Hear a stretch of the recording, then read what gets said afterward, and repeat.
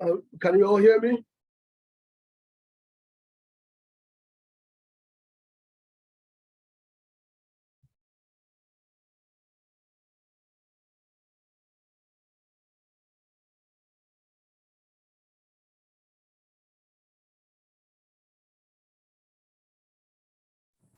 Illegal traders. We have them the same traders who pay unofficial taxes to area boys.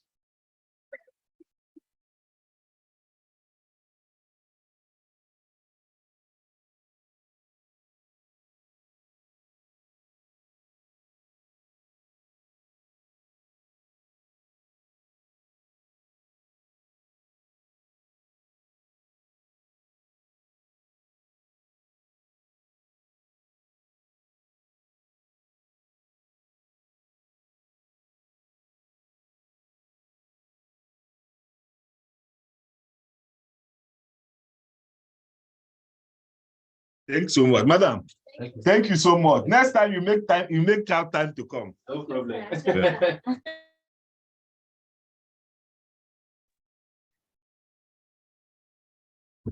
Good evening, distinguished ladies and gentlemen. Frank, can you hear me? You are now co-host. Loud and clear. I can hear you loud and clear. My side is okay. Felix, can you hear me?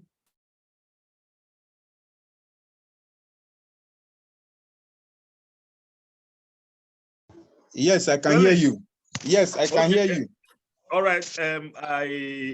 I think we have to start. Let me hand over to you, the technical secretary, to take it off from here. Then after that, I will come back and talk a little about the presenter. Felix, you can go on. Okay, thank you, sir, my chairman. Good evening or good afternoon, distinguished engineers. Welcome to the 4th edition of our monthly public lecture. So the topic for today is the nexus between CBRO text and performance of pavement structure in real time. And our presenter is Dr. Frank Ikechukwu Aneke.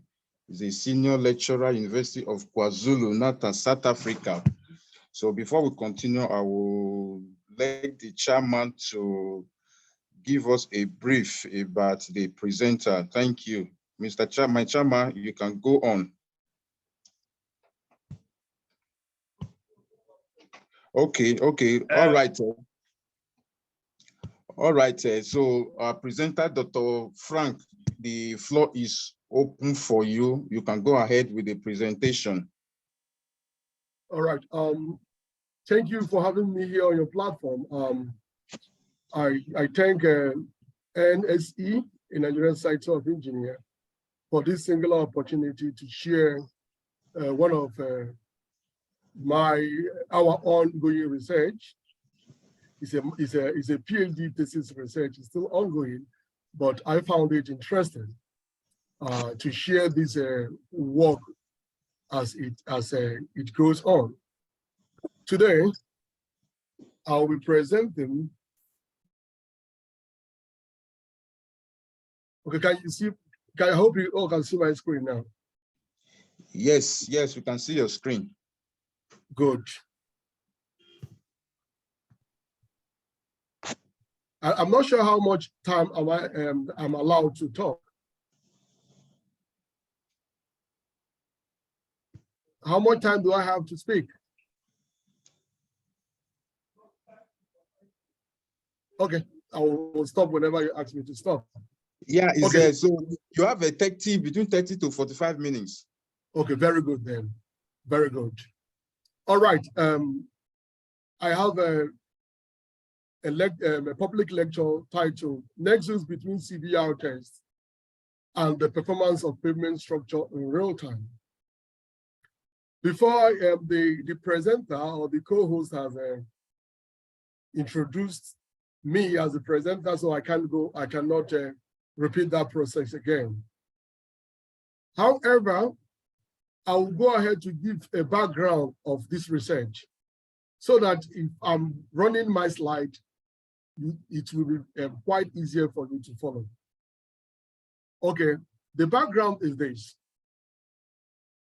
The nexus means the link between the performance of pavement structure in real time. So the nexus between the CBR test and the performance of pavement structure in real time. So nexus there means the link.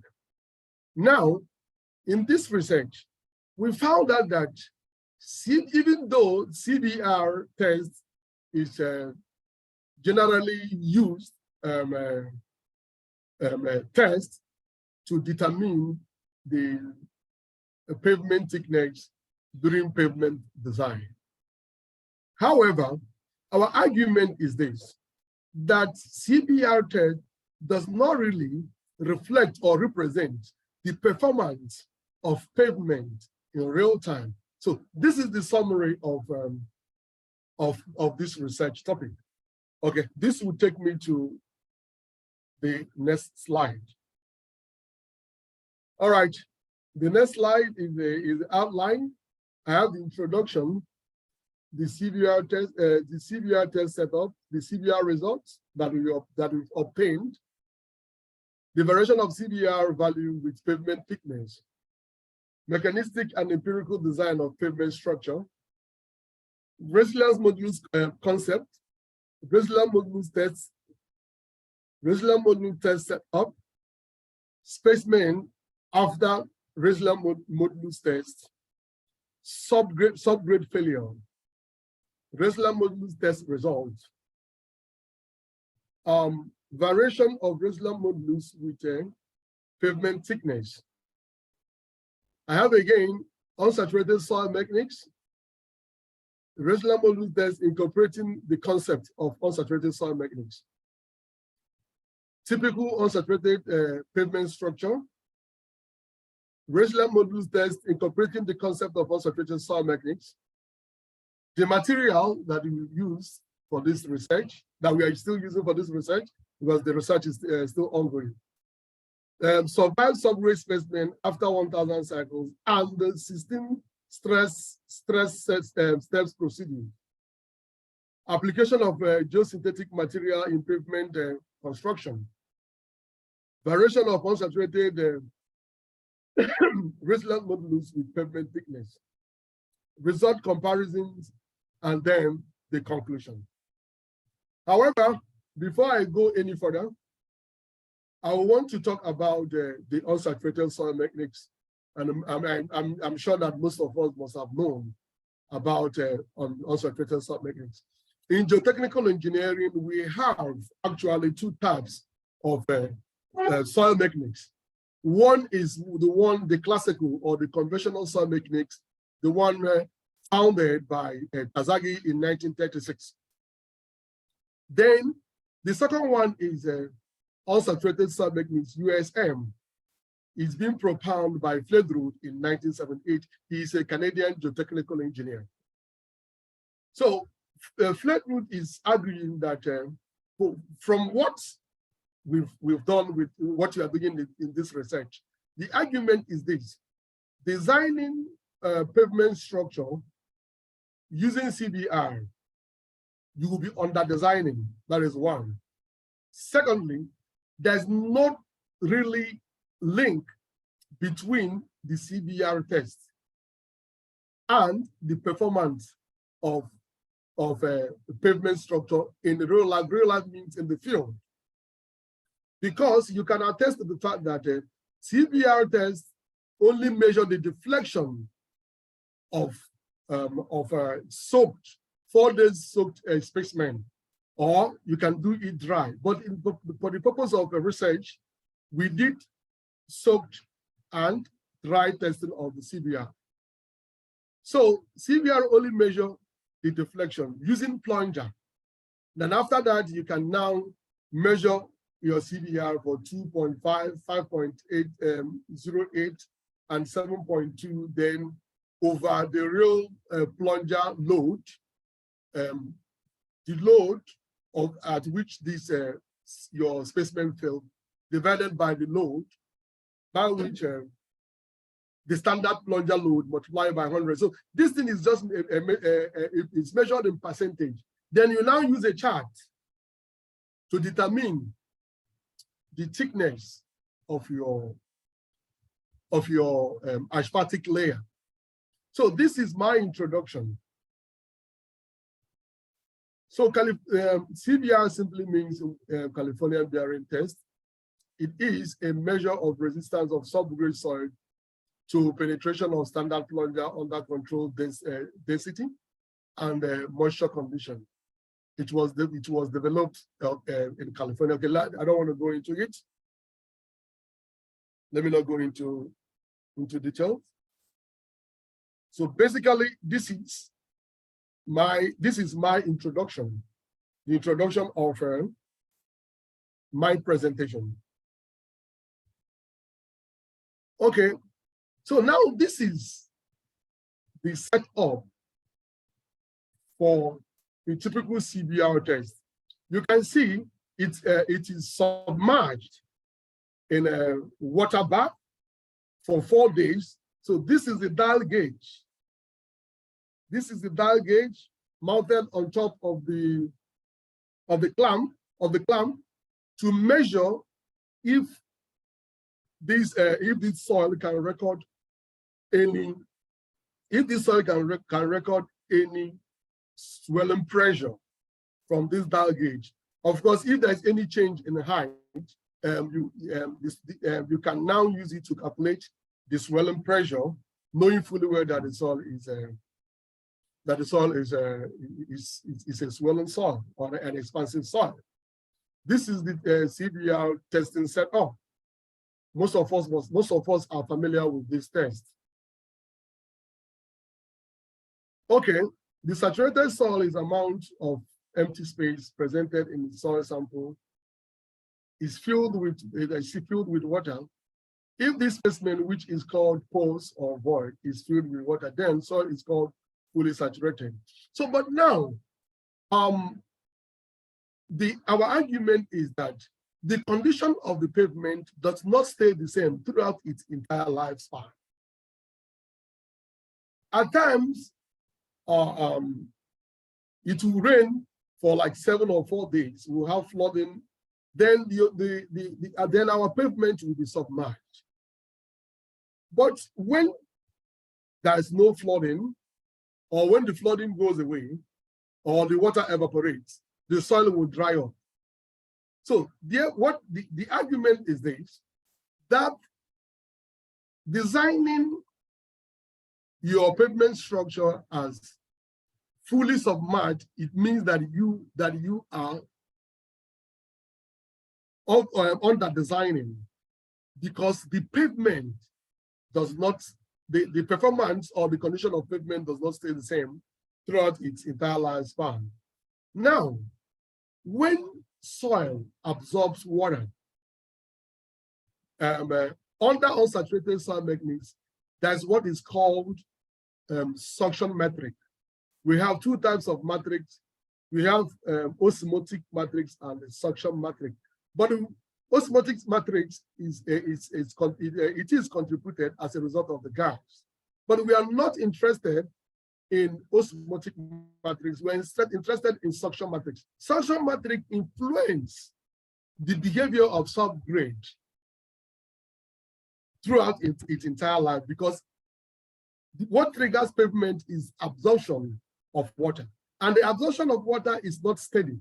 So that is why we designed this pavement considering the mechanics of all the mechanics of unsaturated soil. Because any soil above the groundwater table is considered unsaturated.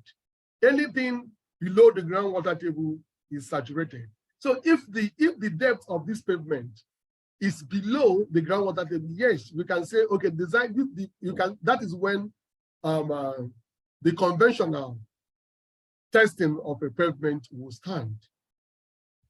Okay, this will take me to the next slide. Good. This is our pavement CBR result. We did not submerge or soak this pavement, or soak this subgrade specimen. It was run under dry condition. So we found out that this is the compaction, different compaction energy. That is also goes to tell you that compaction of our subgrade has a lot to do with the performance of the entire pavement structure. So when energy of 2,700 kilonewton per meter raised to power 3, raised to power meter cube, or per meter cube is used, the load that displacement sustained becomes very high. When a low compaction energy, this is the unit for compaction energy. So when the lower compaction energy, besides, somebody will ask me, how do I measure? It can be calculated manually, but in a lab, we have automated compaction machine that can calculate this thing and give us the results straight away. So now when you look at this curve, you can attest to me that when we designed this pavement using the compaction energy of 473 kilonewton per meter cube, the CBR is smaller because the compaction energy is small. But as the compaction energy increases, the CBR value increases. So it is an indication that compaction has a lot of things to tell us about our pavement. So this is CBR under, sorry, this should be under wet condition. This is under wet condition, but the what's it called, under soak or wet condition.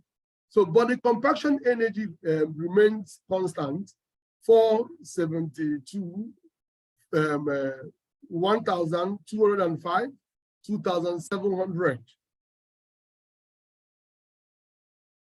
So what we found out is this: under soak condition, the CBR value becomes smaller. So it means that it will require a higher thickness of asphaltic layer to complement the CBR or the bearing capacity of the subgrade. Thereby, when this thing is being done, it means that you are simply over-designing and it will not be cost effective. Okay, this is the variation of pavement thickness with the CBR. From the top here, down here is the soaked one, which or the wet condition. From 220 down to 80, it is the one under dry condition. So what this curve is simply tells us is this: when you measure this CBR under dry condition, the asphaltic layer, the thickness of asphaltic layer becomes smaller. But once you measure it using under soaked condition or wet condition, the thickness of the asphaltic layer becomes so high.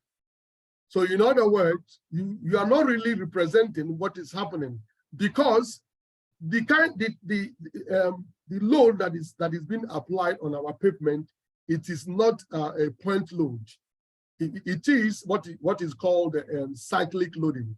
And under cyclic loading, you have your deviator stress, you have your orthogonal stress, then you have your normal stress. So all these things you will see it in the subsequent slide. So now, because of we have already established the fact that the CBR does not really represent the performance of pavement in the field. So the AASHTO is an American Association of Design of Highways of AASHTO. AASHTO introduced mechanistic empirical design of pavement. So it combines the mechanistic aspect of the pavement and the empirical aspect of the pavement. So, and the common parameter that is being used is called resilience modulus. So I am not sure if we have any university here that has the equipment to test the resilience modulus of a subgrade.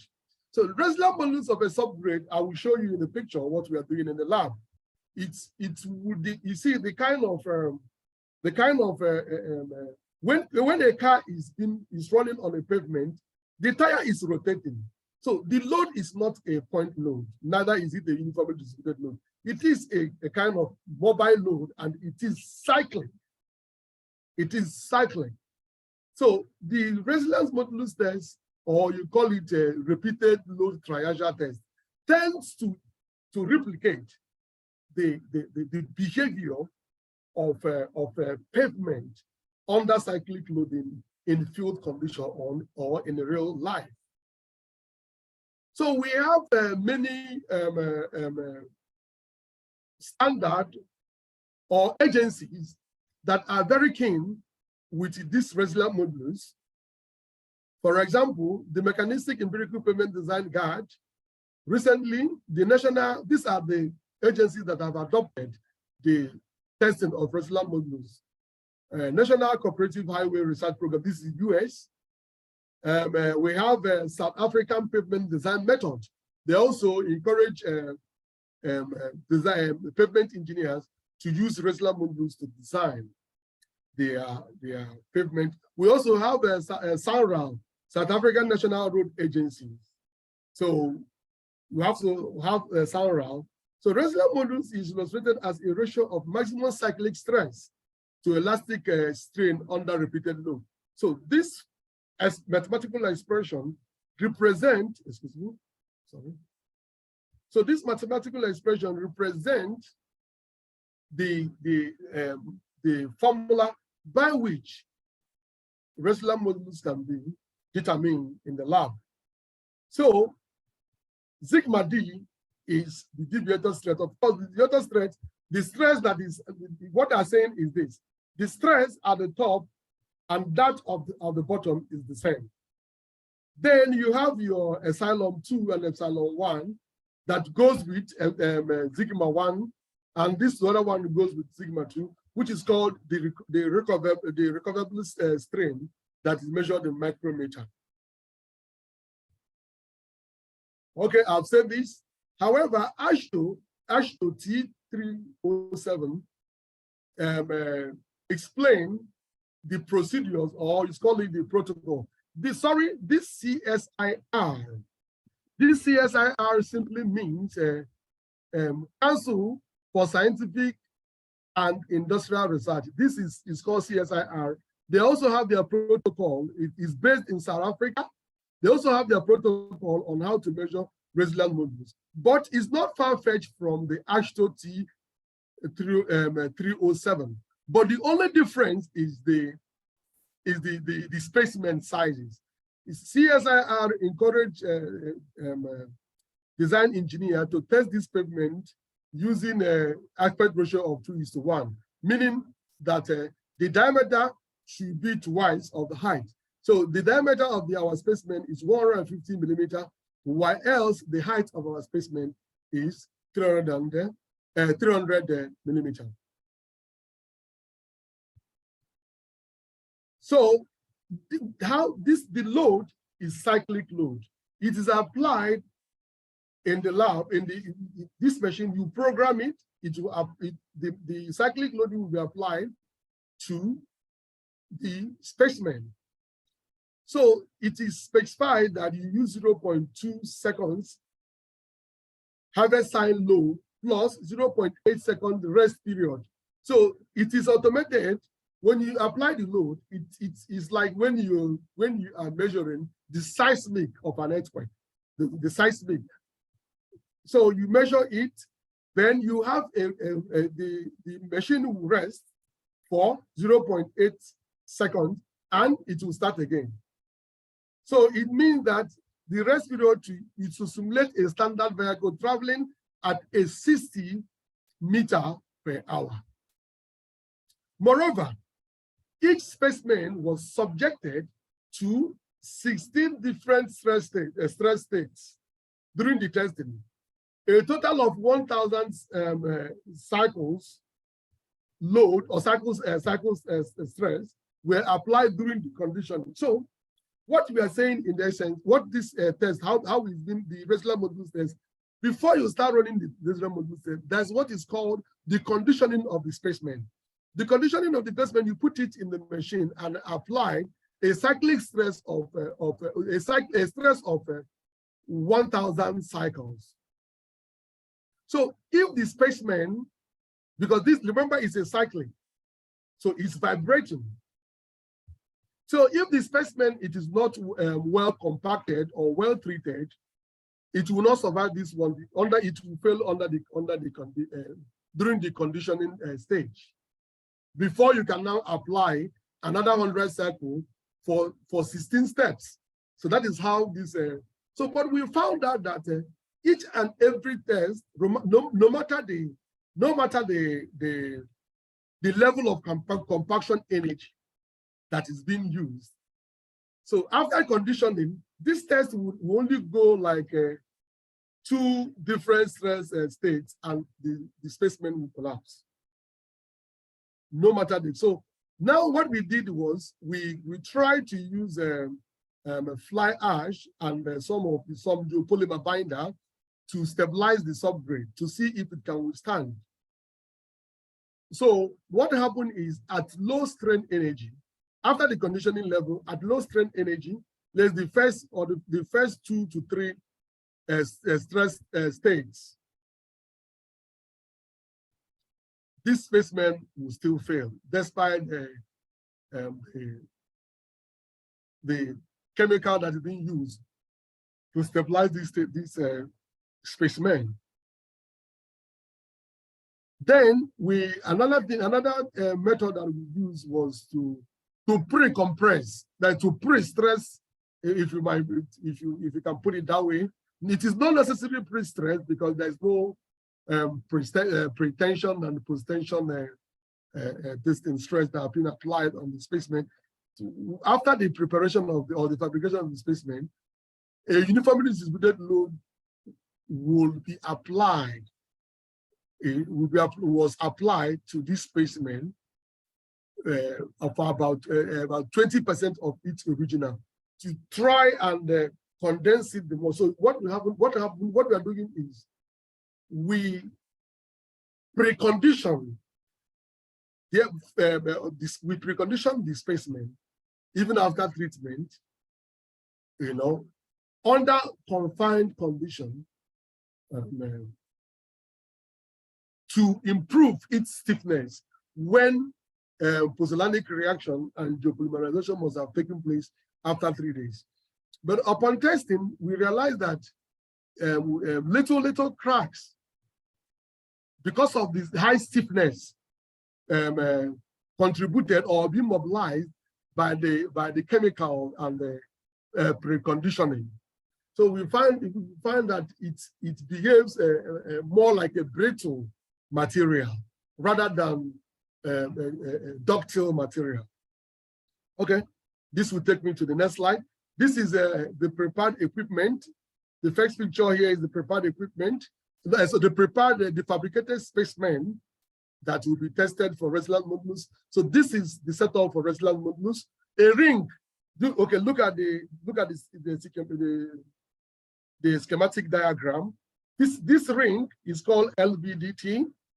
So this link will give this specimen the cyclic that is required. The cyclic that is required to represent the real field condition. So this is a typical example of cyclic loading. This is the stress being applied.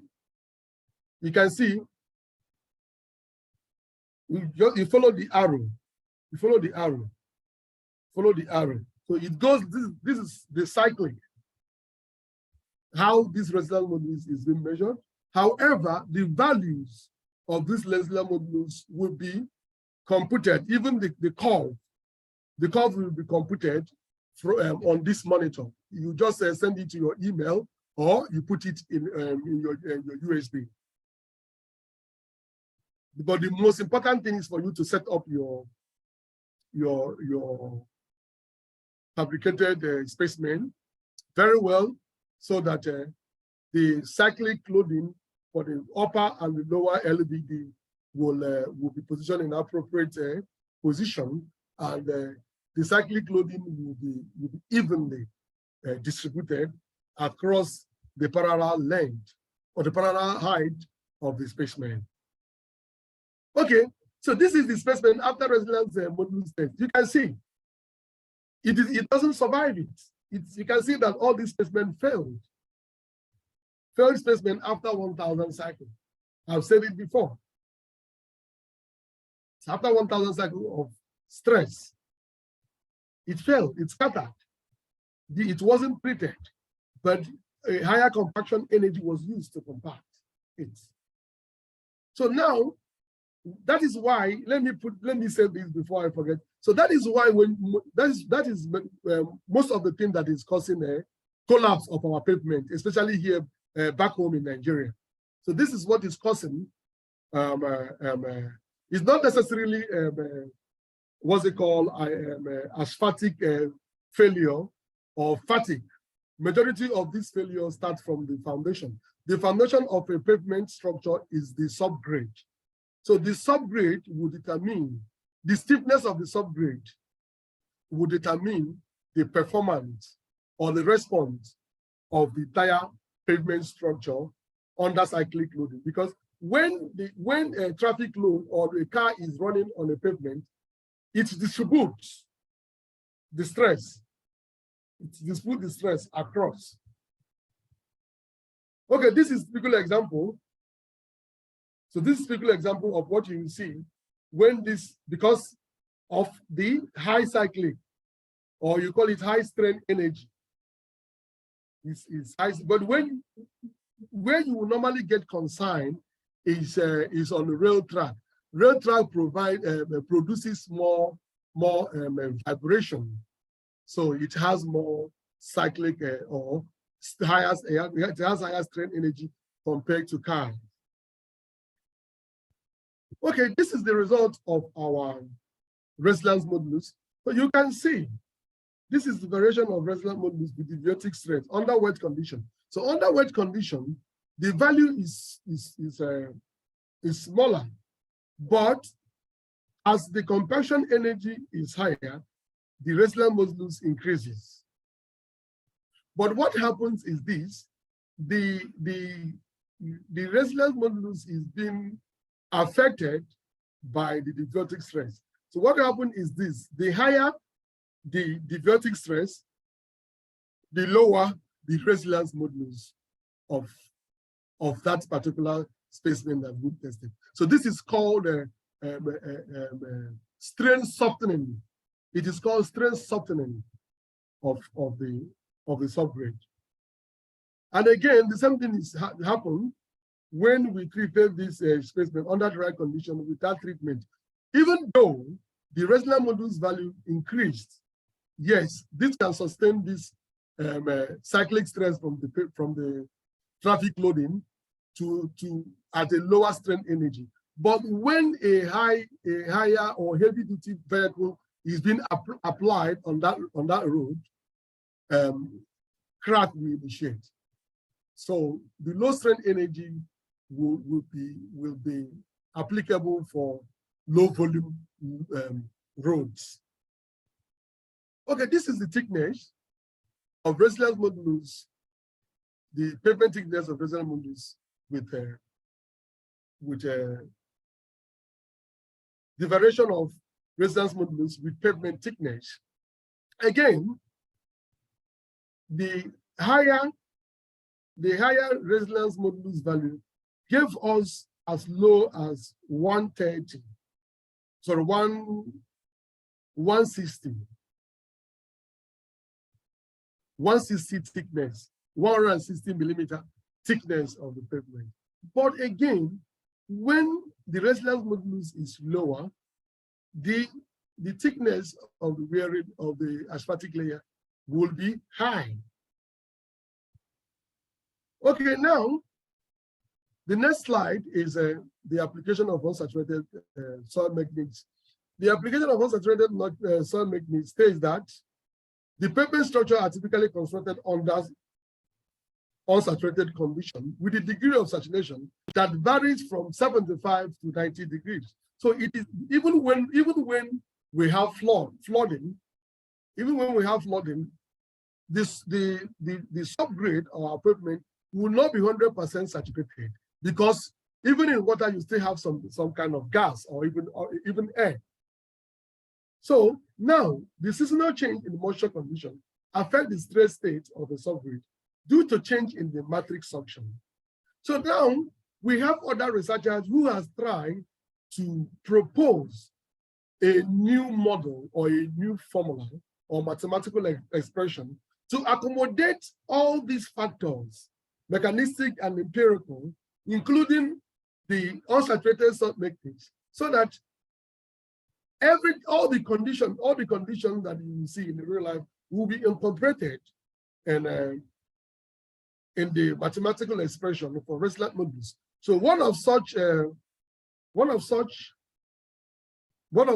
person is Zeng et al. 2009. We have many others. So this is typical example of pavement structure. This is the typical example of pavement structure. As you can see, okay, this is the drainage for flow of water. This is the surface dressing or the asphaltic layer. This is a sub base, which is a 150 meter crushed rock base. This is the base. This is the sub base, which is 200 millimeter gravel. This is the residual soil. Residual soil is the natural soil you found. This is what we're talking about, the subgrade. So the natural soil you found, which is the foundation of every pavement structure. So this is under unsaturated condition. So this is the groundwater table. Presumably, we assume that this is groundwater table. So Fredruth in 1977 is arguing that any design above the groundwater table should be designed using the unsaturated soil mechanics. Anything below the groundwater table should be designed using the conventional soil mechanics that we know, that the one that's been propounded by Kazaki. So this is one of the mathematical expressions. So when you look at this mathematical expression, it tried to accommodate all the parameters that can affect the performance of subgrade in real life. We have KO, K1, K2, K3, and K4. These are regression coefficients that is dependent on the material types and the soil physical property. KO is directly proportional to the residence modulus. PA is the atmospheric pressure, and it is 100 kPa. RC, this is the RC, is relative compaction. Like I told you that compaction has a lot of things to tell us about the performance of the pavement. You can see relative compaction it is called relative compaction because we are using this in the lab.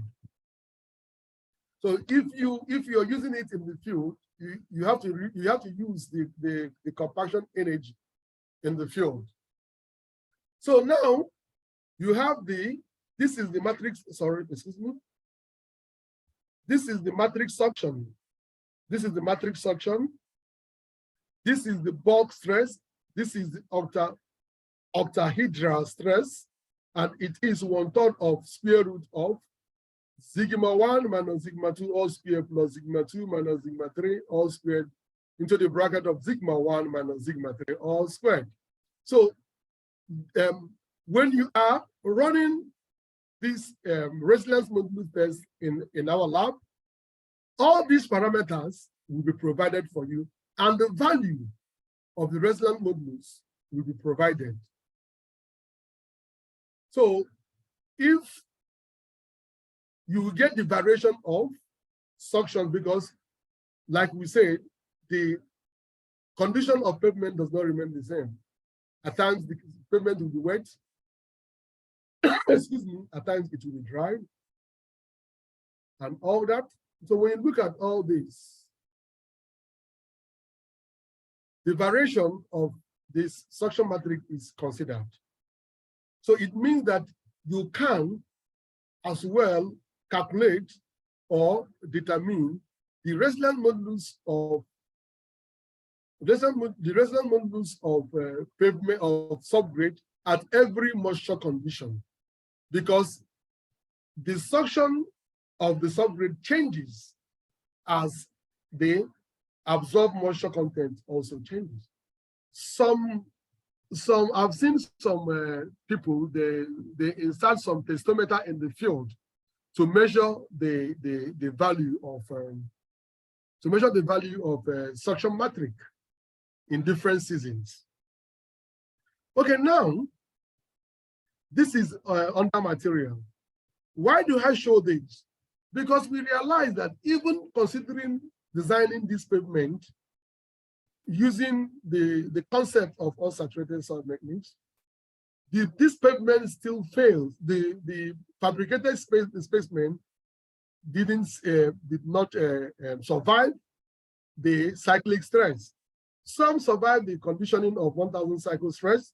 Some will go up to 13 and collapse. Some will go up to 15 and so on and so forth.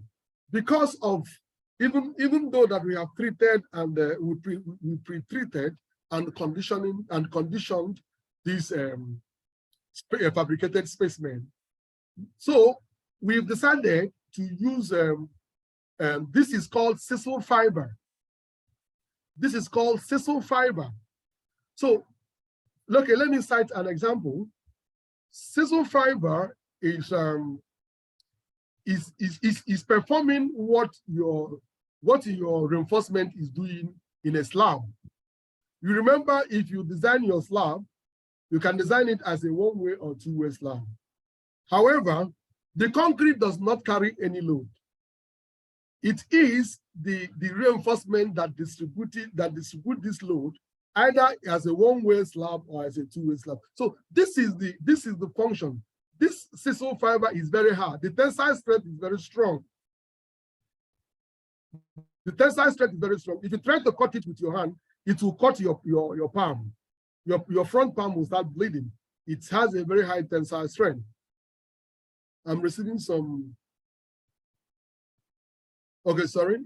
I'm receiving some emails, not in the chat, but notwithstanding. So we decided what are we going to do to make sure that our subgrade material withstand this cyclic stress even at high strength energy. So we decided to reinforce. We decided to reinforce our specimen, because again we found out that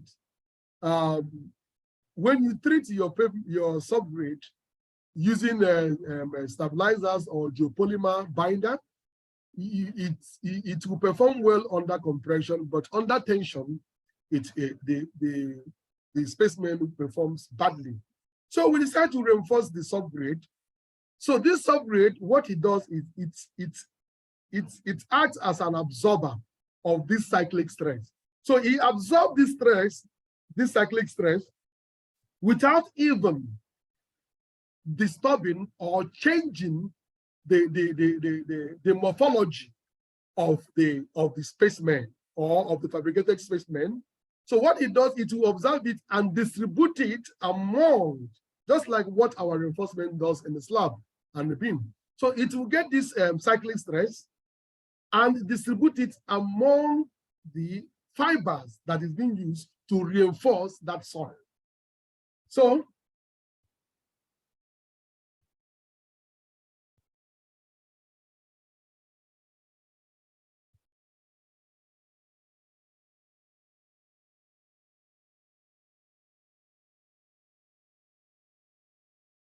okay, so now I hope you all can see our specimen. This is before this specimen was tested and after it was tested. Please, the round mark on the specimen, it is the LVDT ring that will introduce this cyclic stress on the pavement.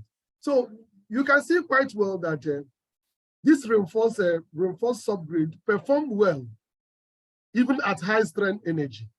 So you can see some kind of rough materials in the space prefabricated specimen. That is the scissor fiber, and that was why I showed this so that you will know what it is. So that is the scissor fiber that is acting as an arrestor of the cyclic stress, or the observer of the cyclic stress. He gets it, absorbs it, and distributes it among evenly, equally among other fibers, and it will reduce the damping of the specimen. So now I know some people will be asking, how can you apply it in the field? So a lot of people have been applying this geotextile or geosynthetic material in the construction of pavements. So these are the typical examples. You can see some will lay it on top of, some engineers, depending on your design, some will lay it on top of the subgrade layer. Some will lay it in between the subgrade. Some will lay it between the subbase and the subgrade. So this is a typical example. If your subgrade is not reinforced, there is possibility that you have a kind of a collapse. You can see it's collapsed. This is the reinforced. So this is what it does to the cyclic stress. It will distribute it parallel across the tire, the movement of the wheel. Again, this is unreinforced. So when it is unreinforced, this is what it does. So the subgrade will bear the consequences. But when you use your geosynthetic materials or geotextile, it will protect the subgrade and distribute it across. So this is it. This is the field application of geosynthetic material in pavement. I know some people will be asking, how do you use it in the field? So this is how it's being used in the field. We lay it as a mat. We can lay it as a mat.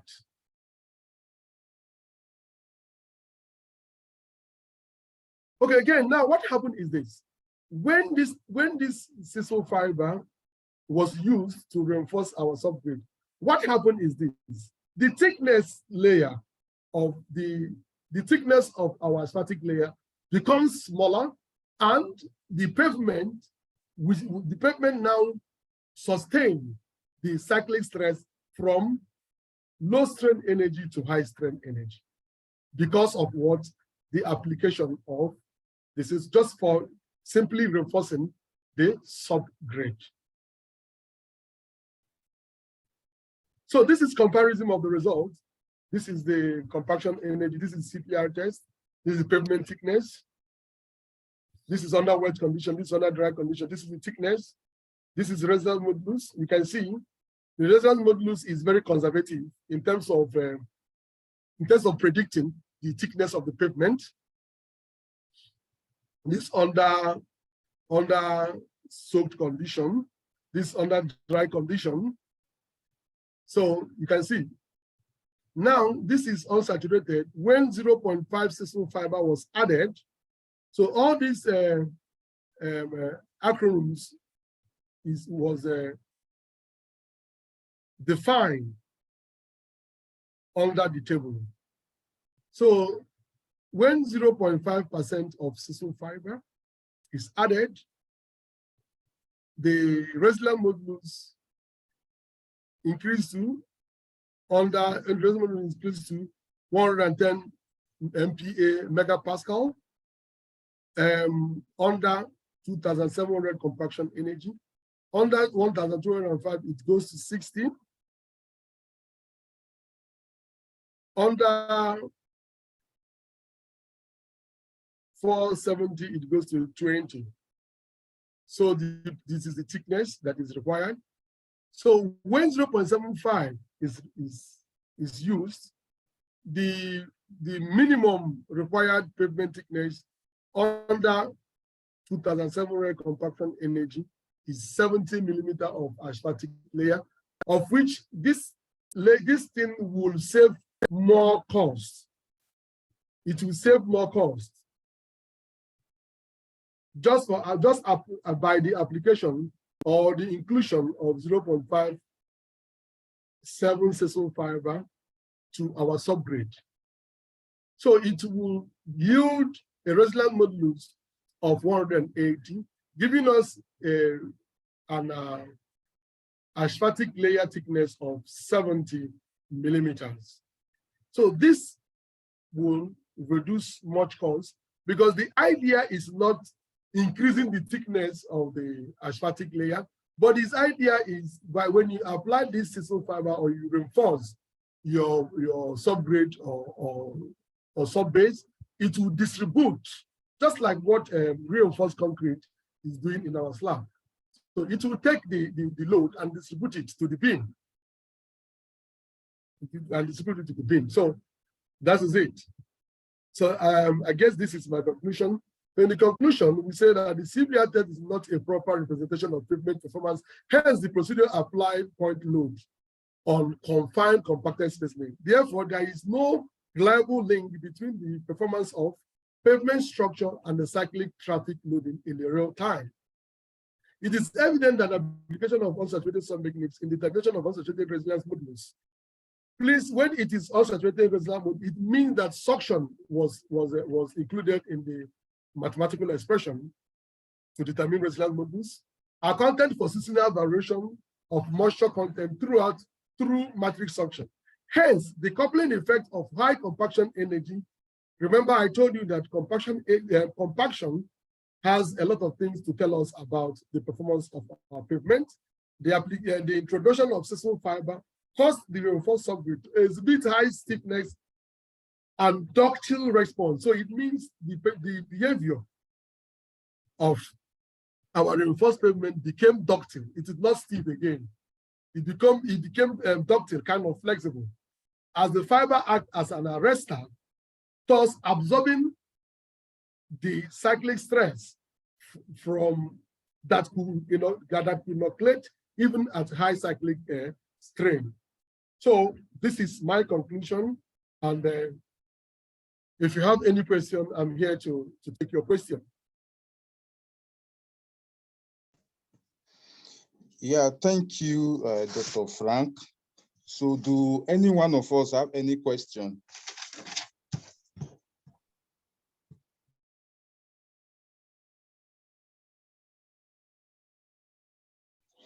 I hope Do you have any questions? I hope I was just flowing with the presentation because of my time. So I didn't want to take more than what I was given. So I should be stopping intermittently to ask if you people are following, but I'm waiting for any question to come aboard.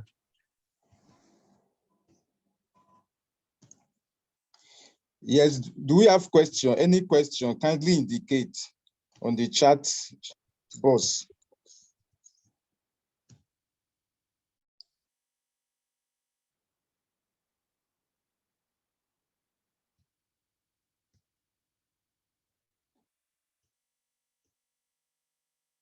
If you don't have any questions, if you have any suggestions, so you can give us suggestions for us. If there's anything you think that we are not doing well in this research, because it's still ongoing. We're still ongoing, and even my student who is carrying out this research is attending. So if you don't have any questions, you can give us suggestion or a comment, kind of.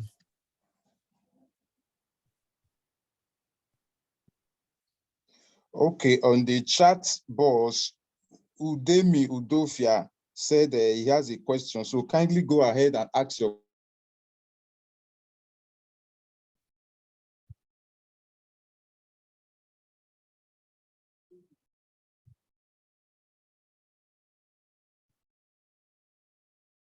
Udofia, can you raise your hand, please? If you have question, can you click the raise hand button? The reaction, you see reactions, you will now click this so that we can see you and unmute you. Because if you don't raise your hand, we may not be able to know that you wanted to ask questions, so that we can unmute you to ask your question. Udofia, can you ask your question now?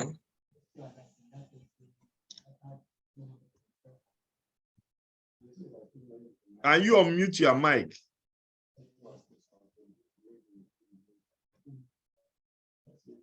Okay, you can ask your question. Good afternoon, all. Good afternoon to you. Go ahead with your question. All right, sir.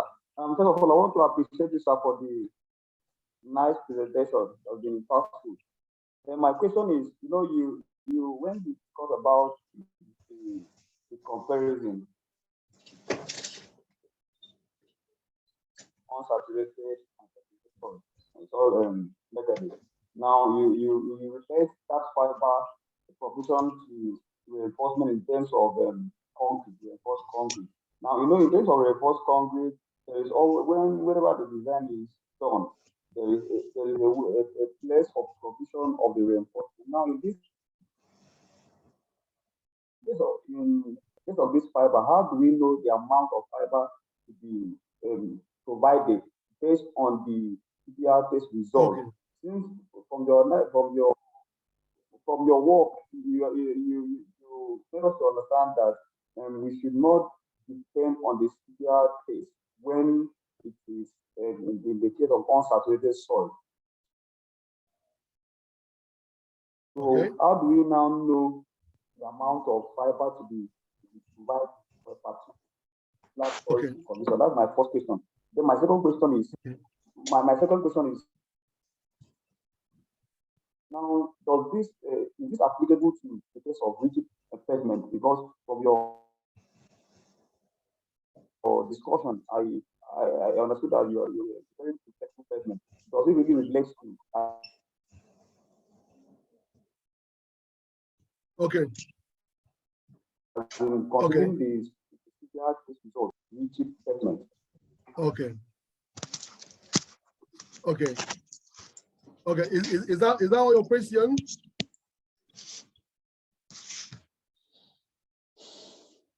Can I go ahead to answer your question?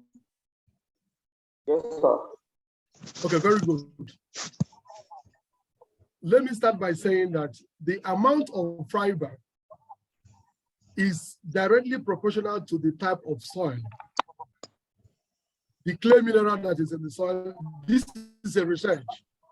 The clay mineral that is in the soil, the particle shape, it has to play a role.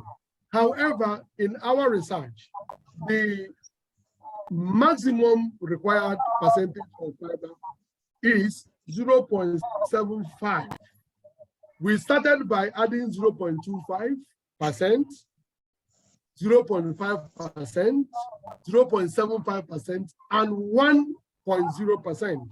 We realized that when we add 0.25, the value of Brazilian modulus is the value of Brazilian modulus we obtain using 0.25% sessile fiber.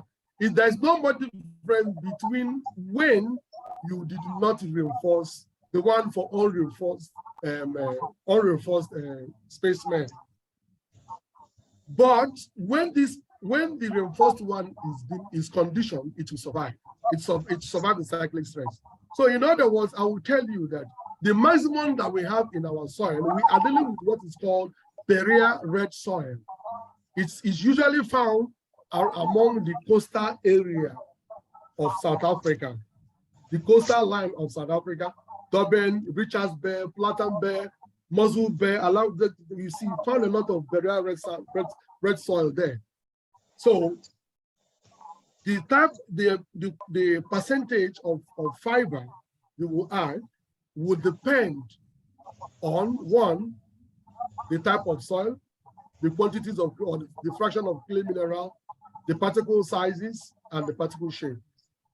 Now, this sisal fiber, and we are talking about flexible pavement. This sisal fiber can only be applied in flexible pavement. In rigid pavement, because in rigid pavement, the design is quite different because you use your reinforcement, your dual bar, and all that, and your joints before you start casting your slab, or you call it concrete pavement, before you start casting your concrete pavement. So the reinforcement of sisal fiber is only on flexible pavement. I hope that answers your question. Yes, sir. Thank you, sir. Thank you very much. Okay, we have Padeyi Olaneye. Please kindly go ahead and ask your question. Yeah, thank you for your presentation, sir. Thank you. My question is this: how can we compare this work with soil spring stiffness, looking at it from a Winkler method? Okay, you're talking about Winkler method is talking about subgrade reaction. Yeah. Okay. Looking at a soil spring stiffness. Yeah, How do we I know. compare this? I cannot, if I should tell you that this is the way that we would do it, it means that I'm just managing the truth. We did not look at applying the subgrade reaction, which the Winkler you're talking about. The Winkler approach, we did not look at, we are not considering it under this research. But as you just mentioned this, I've noted it. We can do that maybe as a paper, because I don't want to add any more thing to this work. The PhD student is actually doing a great job. I wouldn't want to add more work, load him with more work, but I can look at it separately. Maybe just my final year student can just look at it. I can use it to just publish a paper. But to be honest with you, we did not thought of it, and we didn't look at it towards that direction. That is the essence of this public lecture. We share ideas. Yes, I'm the one that is driving this research, but your contribution will matter. Now you've talked about looking at it from Winkler, which is the subgrade reaction. You understand? So we'll look at it and we'll do a subgrade test on using reinforced soil and unreinforced soil to see what they. Remember, you can use the K. That K is subgrade reaction. You can use it to do your design using some charts. So we'll look at it and see how it will go. Then we can now compare it with that of resilience modulus thickness and that of Sylvia. This is another paper on its own. I hope this my explanation answers your question. We did not look at it, and I won't start telling you here that this is the way that we should apply it under regular or using subgrade reaction approach. Thank you. Okay, Majid Gaba said he has a question. Kindly ask your question. Okay. Majid Gaba, please go ahead and ask your question. Majid Gaba,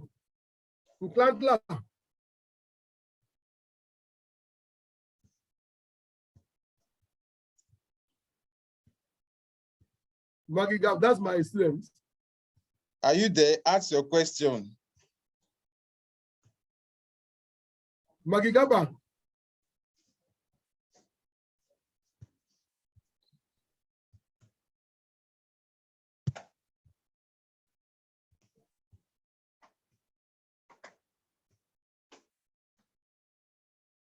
Magigaba, are you still there? Ask your question.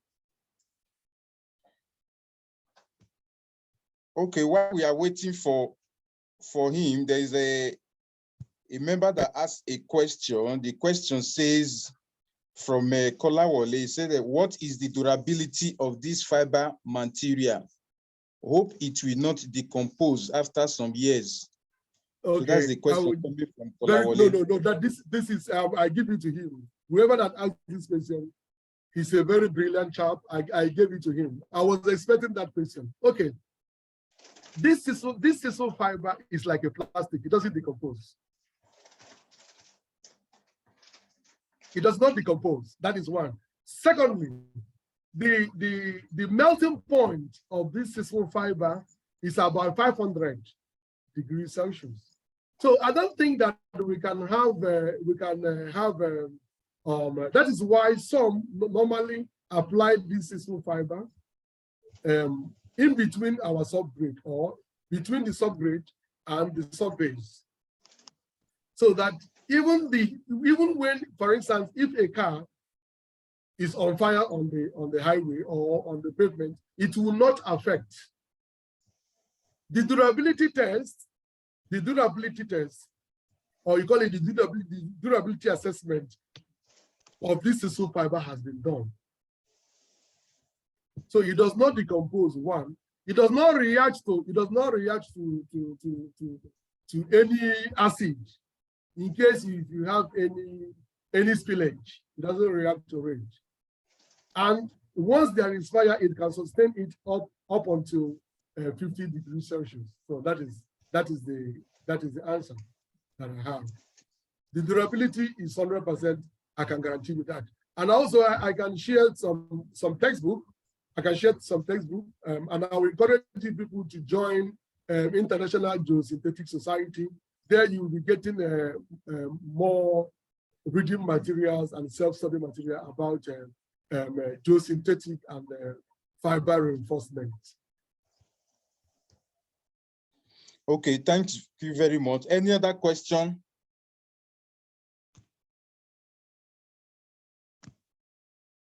Do you have any other question so that we can wrap it up?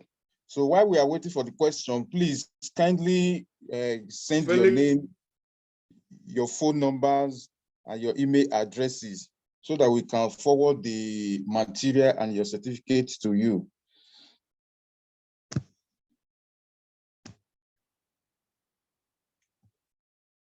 So that means that we don't have any more questions. Okay, let me appreciate the presenter. Thank you for the job well done. And also let me use the opportunity to appreciate some of our members on this public lecture. I have Engineer Wusa, a fellow of the Nigeria Society of Engineers. I also have a vice president of the Nigeria Society of Engineers, Engineer Goodluck Owodo.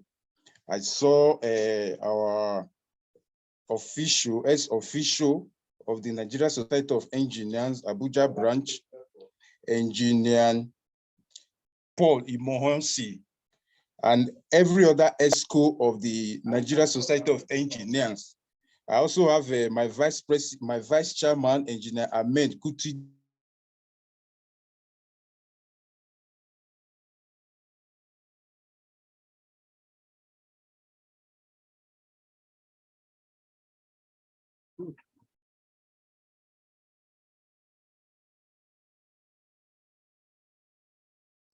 Engineer Kennedy Ibechem.